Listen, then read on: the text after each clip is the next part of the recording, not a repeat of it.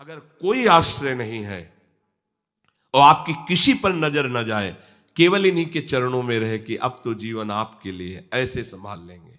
ऐसे अर्थ चाहिए आपको तो केवल इनका भरोसा ले लो, केवल इन अपने छल कपट का, अपने व्यवहार का, अपने किसी बल का नहीं, केवल इनका भरोसा ले लो। चमत्कार हो जाएगा जीवन में, आपको पता नहीं चलेगा कैसे हुआ। कभी ऐसे नहीं हुआ इसका, कभी किसी से ऐसे नहीं हुआ इसका, कैसे हो रहा है उनका, कैसे हम सबका उदर पोषण हो रहा है, वृंदावन वास हो रहा है, सब चल रहा है। कैसे प्रभु चला रहे हैं? क्या आप सबको नहीं चला रहे हैं?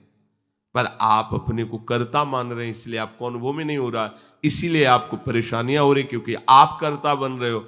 अगर विश्वंभर कर्ता को कर्ता मान लो और उनके आश्रित हो जाओ तो जो चाहोगे मिल जाएगा, अगर ना चाहोगे तो वो मिल जाएंगे। जो चाहोगे मिल जाएगा, बिल्कुल कोई चाह न करो तो वो जो व्यवस्था उनको करनी करेंगे और वो स्वयं मिल जाएंगे। अर्थार्थी भक्त को धन संपत्ति वैभव चाहिए, पर वो केवल हरि से चाहिए, दूसरे से नहीं। बस ये ध्यान रखना, इसकी परीक्षा होगी आपकी। अपने इष्ट देव के अनन्य होकर के यदि आप अर्थ चाहोगे तो बहुत जल्दी आपका परिवर्तन होना शुरू हो जाएगा। पर आचरण आपके पवित्र होने चाहिए, भी ध्यान रखना। आचरण की अगर पवित्रता नहीं तो फिर शिकायत मत करना। आप अपने आचरण पवित्र करो और नाम जप करो, केवल हरि के आश्रित रहो, फिर देख लेना। अगर आपको लगता हो कि भगवान के भक्त बहुत गरीब और ऐसे, सच्ची पूछो, उनको आकांक्षा नहीं होती। प्रभु जबरदस्ती व्यवस्था करते, उनको आकांक्षा नहीं होती।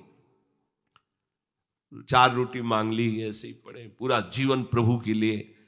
उन प्रेमी महापुरुषों की चरण धूल अगर शरीर का स्पर्श कर ले तो पावन हो जाए।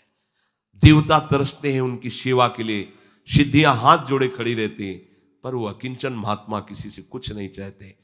कि ऐसा न समझो कि हमारा दास, हमारा भक्त, हमारा आश्रय लेने वाला ऐसा नहीं है। वो हरिदास, भगवान के चरणों का दास है। समस्त ऐश्वर्य संपन्न भगवान उसके अधीन हो जाते हैं जो भक्ति करता है।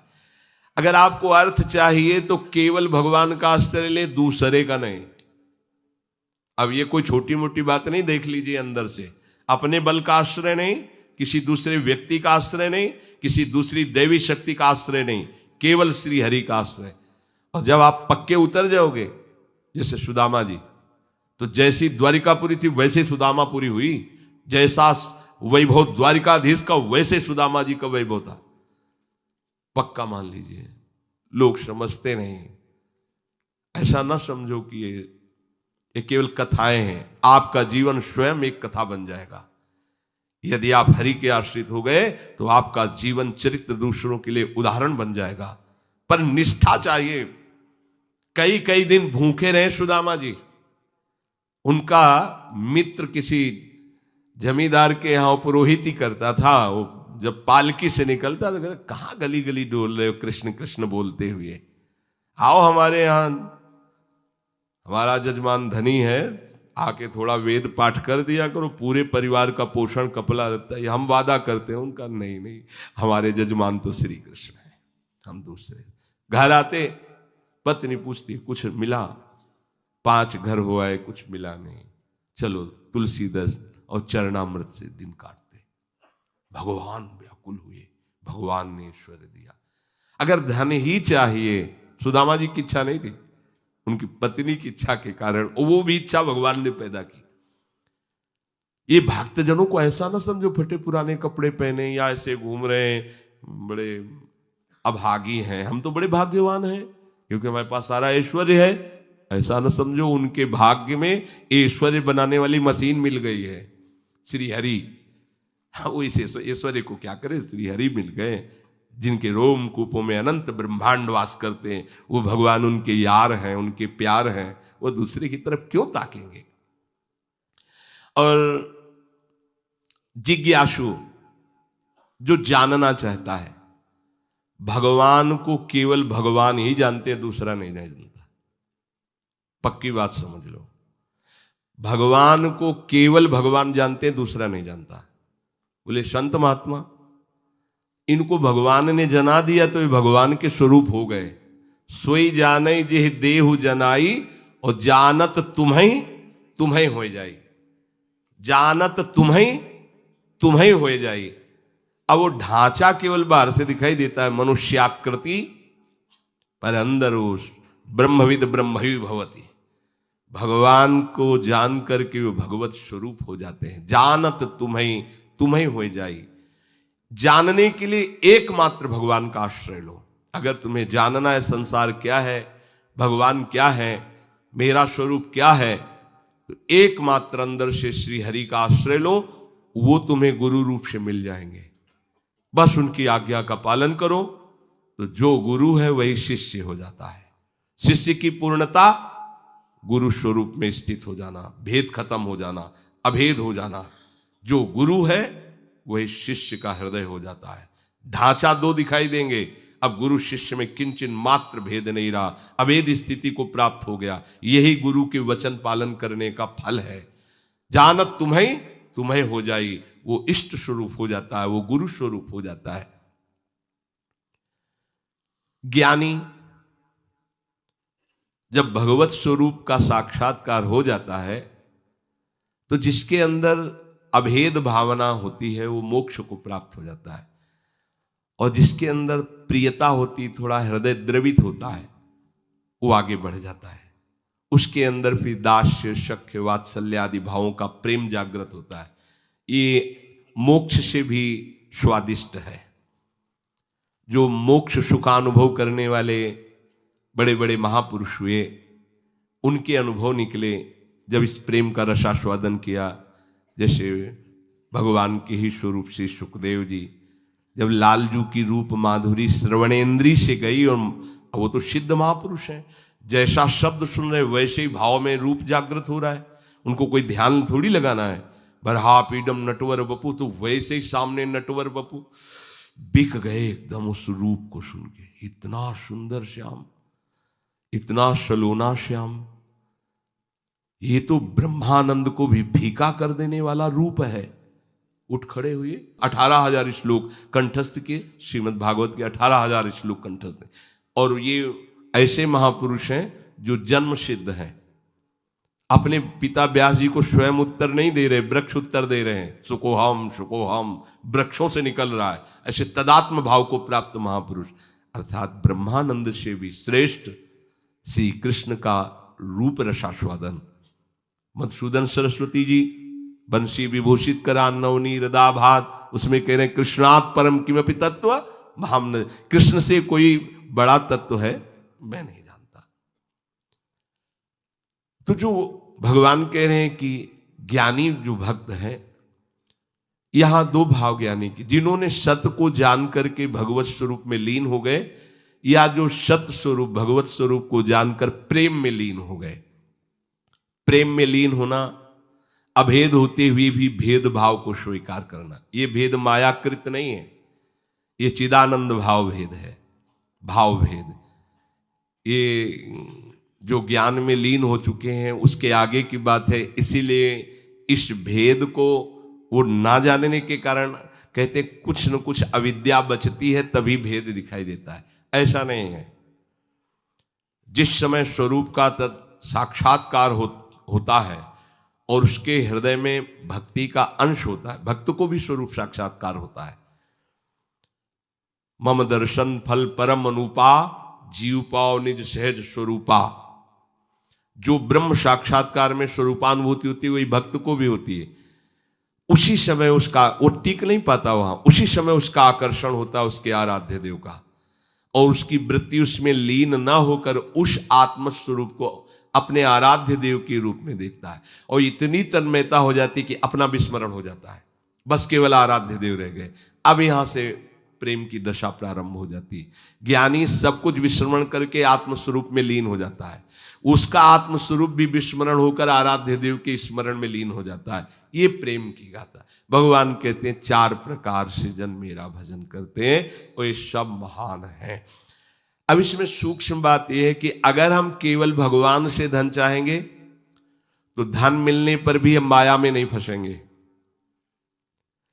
जब हम स्वयं अहंकार प्रेरित होकर के कर्म करते हुए धन कमाते हैं तो उसमें आसक्ति होती है, हम उसमें भोक्ता भाव करते हैं।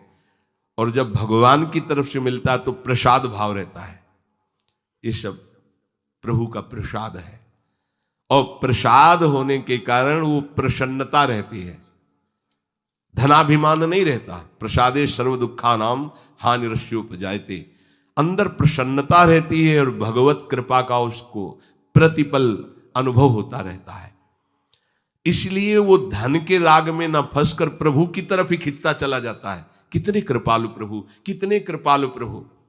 और धनाभिमानी, देहाभिमानी, मैंने ये किया तो इतना लाभ हुआ, मैं इसको ऐसे भोगूंगा, अब ऐसा करूंगा तो इतना और लाभ होगा, वो खिंचता चला जाता है अहंकार की तरफ, ये खिंचता चला जाता है प्रभु की तरफ। अगर प्रभु से हमें धन मिला, प्रभु से कामना की, तो वो कामना संसार में फंसाएगी नहीं, वो मोक्ष प्रदान करने वाली होगी। ये परम लाभ की बात है कि लोकवत भी हमारा मंगल हुआ और परलोक के लिए हमें कोई अलग से साधना नहीं करनी पड़ी, क्योंकि प्रतिपल हमें कृपा का अनुभव बढ़ता चला जाएगा। प्रभु हमें कितना दुलार कर रहे हैं, कितनी कृपा कर रहे हैं, तो वो ये सब छूट जाएगा, केवल कृपा और प्रभु रह जाएंगे। वो कृपा के सहारे प्रभु के प्रेम में डूब जाएगा। ऐसे कितने भक्तों के चरित्र हैं। जब हम संकट निवृत्ति भगवान से चाहेंगे तब लगेगा अच्छा कोई दूसरा मेरा सहयोगी नहीं हुआ, भगवान ने ऐसी कृपा। तो अपनी अनुभूतियां जो होती है और प्रभु की तरफ हमें प्रेरित करती है। संकट निवृत्ति के बाद वो प्रभु को भूल नहीं जाएगा, वो प्रभु में आसक्त हो जाएगा। ये आंतरिक बात है, सूक्ष्म बात है। आर्त कोई भी भक्त जो हुआ हो और उसकी संकट निवृत्ति भगवान ने की हो और वो भगवान को भूल करके संसार में ही रमण कर रहा हो, ऐसा नहीं हुआ। भूलने की वो चेष्टा भी करेगा तो भगवान उसे भूलने नहीं देंगे, क्योंकि उसने आर्त भाव से ही सही पर प्रभु का आश्रय लिया है। और प्रभु का आश्रित कभी माया में फंस नहीं सकता है, पक्का है, चाहे किसी भी भावना से आश्रय लिया हो। और जो भगवान से जानना चाहता है भगवान को, उसको कभी ज्ञानाभिमान नहीं होता। अगर हम पढ़ लिख करके जानना चाहेंगे तो जान भी नहीं पाएंगे, पर हमें ज्ञानाभिमान हो जाएगा। अगर प्रभु से जानेंगे, गुरु कृपा से जानेंगे, तो कभी ज्ञानाभिमान नहीं होगा। इसीलिए हमें अगर सांसारिक सुख भी चाहिए तो केवल हरि का आश्रय लें, सांसारिक दुख की निवृत्ति चाहिए तो केवल हरि का आश्रय लें, और हरि को जानना है और पाना है तो केवल हरि का आश्रय लें। वो सब साधन दे देंगे, वो सब हमको मार्ग दे देंगे, जिससे हमें उनका बोध हो जाएगा या प्रेम हो जाएगा। हम हरि को छोड़कर अन्य आश्रय न लें, हम हरि को छोड़कर किसी अन्य का भरोसा न करें, तो इस प्रपंच की चाह रखते हुए भी हम भगवान को प्राप्त कर लेंगे। बहुत सरल भगवान ने बता दिया। अब भी समझ में ना आवे तो आप जाने। हमारी यही तो चाह है, हमें धन मिल जाए, हमारी दुख निवृत्ति हो जाए, हमें ज्ञान हो जाए, हमें मोक्ष हो जाए, सब हो जाएगा। केवल भगवान का आश्रय ले लो और नाम जप करो, पर गंदे आचरण मत करो। आहार विहार संयम से करो, शास्त्र संयम से। अब करो गंदा आचरण। जो गंदे आचरण वाले थे जब प्रभु की शरण में आए तो उलट गए, फिर दोबारा नहीं देखा उधर, तो क्या हुआ, वो महात्मा बन गए। अब अपने भगवान की शरण में आए, अगर गंदे आचरण करते रहेंगे तो अनुभव नहीं होगा, और ये होगा कि पता नहीं भगवान आपके ऊपर प्रसन्न होंगे इसलिए ऐसा हो गया, हमारा तो नहीं हुआ। आप आचरणों को, भगवान का बल आपको सहयोग देगा, आपको बचाएगा। पर आप इच्छा करके यदि कामनाओं की प्रवाह में बहकर गंदे आचरण करेंगे तो छूट भी दी है भगवान ने, आप करो और उसका फल भोगो। अवश्य में भोक्तव्यम कृतम कर्म शुभाशुभम। आश्रित को ये ध्यान रखना चाहिए, अपने आराध्य देव के विरुद्ध आचरण नहीं करना चाहिए। अगर कहीं होने की संभावना हो तो आराध्य देव से प्रार्थना करनी चाहिए, बचा लो प्रभु। हर्षित हो कि कैसे कोई पापाचरण कर सकता है भगवान का दास कहलाकर, भगवान का शरणागत कहलाकर। सबके अंदर वासनाएं होती हैं, इन्हीं का नाश करने के लिए तो हम भगवत मार्ग के पथिक बने। और नाम में इतनी सामर्थ्य पूछो मत। ये तो जैसे जैसे तो ऐसा लगता है अभी तो कुछ परिचय ही नहीं मिला नाम का। इतना अमोघ, इतना अगाध, इतना अथाह वैभव नाम में है सच्ची मानिए, सच्ची मानिए, आप बस लगे रहो राधा राधा राधा, फिर देख लेना आप, खुद देख लेना आप। बस ये चीजें बंद कर दो जो असाधन है। ये होने के हमने विचार भी किया, जब लोग प्रश्न करते हैं कि नाम तो हम भी जप रहे पर, तो विचार किया आप असाधन करते हो, भगवत विमुख आचरण करो, कैसे प्रभु को आप प्रसन्न कर पाएंगे? अभी तक करते रहे, कोई बात नहीं, वो भूत है, निकल गया भूत। वर्तमान को संभालो, वर्तमान में कोई गलत आचरण न हो तो आपका परम मंगल श्री हरि कर देंगे। ये जो त्रिगुणात्मिका माया के द्वारा जिनकी बुद्धि ढक गई है, ये लोग आसुर भाव के हो जाते हैं, राक्षसी स्वभाव के।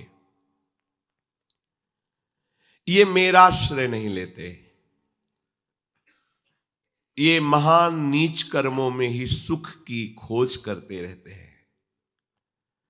पाप कर्मों में स्वाभाविक इनकी रुचि होती है। ऐसे मूढ़ मनुष्य मेरी शरण में नहीं होते।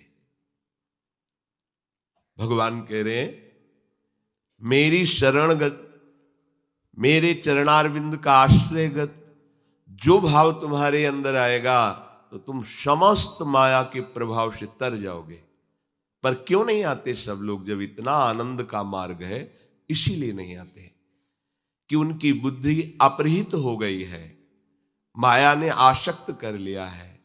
वो गंदे आचरण, गंदा भोजन, गंदे विचार, दूसरे जीवों की हिंसा, दुख आदि देना, ऐसे स्वभाव वाले जो पाप कर्म रत है, नीच आचरण वाले हैं, उनके हृदय में ये विचार ही नहीं आता कि हम श्री हरि की शरण होकर महामंगल महासुख को प्राप्त हों। उनको ये सार असार का ज्ञान नहीं होता, नित्य अनित्य का ज्ञान नहीं होता। क्या ग्राह्य है, क्या त्याज्य है, क्या विधि है, क्या निषेध है, क्या करना चाहिए, क्या नहीं करना चाहिए, बिल्कुल ज्ञान नहीं है। वो अपहृत ज्ञान वाले हैं, उनकी बुद्धि को माया ने आसक्त कर लिया है। तो क्या इनका कभी उद्धार नहीं होगा?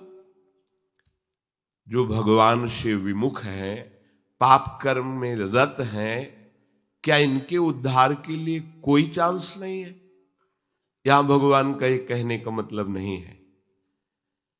कहने का भाव ये कि ये लोग आते ही नहीं है हमारी शरण में, हम तो इनका भी स्वागत करेंगे, क्योंकि मेरे ही तो बच्चे हैं ना, गलत मार्ग में चले गए हैं तो मेरे ना, पर ये स्वीकार कर ले कि मैं प्रभु का हूं। ये कई परिस्थितियों में कभी कभी ऐसे दुराचारी पापाचारी जनों का भगवान के चरणों में समर्पण हो जाता है। कभी ऐसी परिस्थिति आती है कि कोई उसका साथ नहीं देता, हर जगह उसको ठोकर मिलती है, हर जगह अशांति। जिसके लिए उसने जीवन समर्पित करके ऐसे पापाचरण किए, उन्हीं के द्वारा उसको दुत्कार, तिरस्कार, धोखा मिलता है, तो उसका हृदय पुकार उठता है कि अगर कोई ईश्वर है तो मुझे स्वीकार करे। या किसी भगवत प्रेमी महात्मा का उसने अनादर कर दिया, क्योंकि हिंसा स्वभाव वाला है, पाप कर्म में रुचि रखने वाला, श्रद्धा तो रखेगा नहीं संतों के प्रति। कोई ऐसा जो भगवत प्रेमी महात्मा है, उसका अनादर कर दिया, उसका अपमान कर दिया, और उनकी दृष्टि उस पर पड़ी और उनको दया आ गई उसकी दशा पर, और उन्होंने भगवान से प्रार्थना कर दिया, तो भगवान उसको क्षमा करके संभाल लेंगे, क्षमा कर देंगे। देखो, मुनिनकर क्रोधौ मुक्तिदातार। यदि किसी महात्मा का कोई दुष्ट अपमान करता है, अगर वो महात्मा प्रार्थना न करें तो भगवान उसका बहुत बुरी तरह नाश कर देते हैं। जो अपराध भक्त कर करई, राम रोष पावक सो जरई। पर यदि कहीं उनकी उस पर दृष्टि पड़ गई, जैसे श्री भगवत स्वरूप नित्यानंद जी, जगाई मधाई को देखा कि शराब के नशे में उन्मत्त गंदे भाव से युक्त है। ठाकुर हरिदास जी से कहा कि महाप्रभु ने आदेश किया है कि नाम जगत मंगल करने वाला है, इनको नाम का उपदेश किया जाए। देख रहे हो वैसे ही गाली बक रहे हैं, मदिरा में उन्मत्त है, इनको नाम नहीं, यही विशेष अधिकारी हैं, इनको तो नाम सुनाना चाहिए। समीप गए और कृष्ण नाम की जय घोष की, वैसे ही नशे में थे वो। देखा पास में एक मिट्टी का पका हुआ घड़ा रखा था, उसी घड़े से प्रहार किया नित्यानंद महाप्रभु के। ये देखो भगवान की कृपा कैसे उदय होती है। नरक में भी इनको ठौर नहीं मिलता इनके ऐसे आचरण। और ये जो अपराध बना था, अवतारी महापुरुष हैं, भगवान के स्वरूप है श्री नित्यानंद जी। उनकी खोपड़ी से रक्त प्रहार होने लगा, मस्तक पर ऐसे मारा। महाप्रभु के पास सूचना पहुंची कि नाम उपदेश करने पर प्रहार किया गया उनके ऊपर। महाप्रभु करुणा मूर्ति प्रेमावतार श्री चैतन्य देव जी, हृदय प्रेम से डूबा, जिनका कहीं भी किंचन मात्र भी रोष आवेश नहीं, आज उनको रोष आ गया।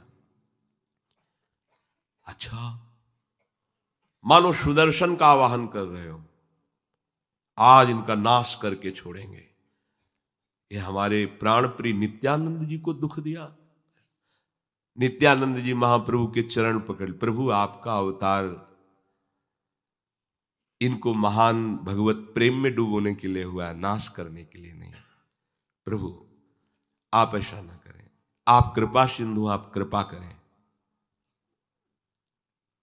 उनको महाभागवत बना दिया, गंगा में खड़े करके सारे पाप ले लिए महाप्रभु चैतन्य देव ने। बड़ा विस्तार से कथा चरित्र है, आप विचार कीजिए, क्या इनका कभी कल्याण हो सकता था? लेकिन कैसा संयोग बना, पूजा नहीं की, प्रणाम नहीं किया, हाथ नहीं जोड़े, खोपड़ी फोड़ दी। यह है महापुरुषों का प्रभाव।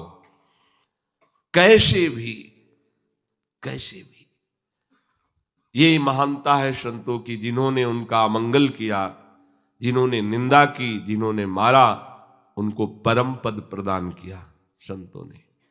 मुनिन कर क्रोधो मुक्तिदाता। पर ऐसा नहीं करना चाहिए कि महात्मा की खोपड़ी फोड़ देंगे तो परम पद मिल ही जाएगा। ये तो नित्यानंद महाप्रभु थे, तो अगर आप ऐसा करते तो राम रोष पावक शो जरई।